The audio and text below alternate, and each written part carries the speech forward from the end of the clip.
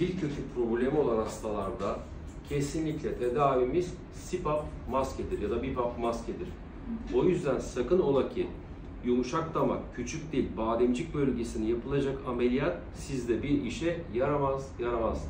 Çektiğiniz acılar yanınıza kâr kalır. O yüzden boş boşuna sakın alternatif cerrahi tedavi yöntemlerini aramayın. Aslında düşünün, ne kadar güzel, hiç ameliyat olmadan, canınız yanmadan, acı çekmeden bu hastalıktan kurtuldunuz maskeyle. Değil mi? Cevap verin.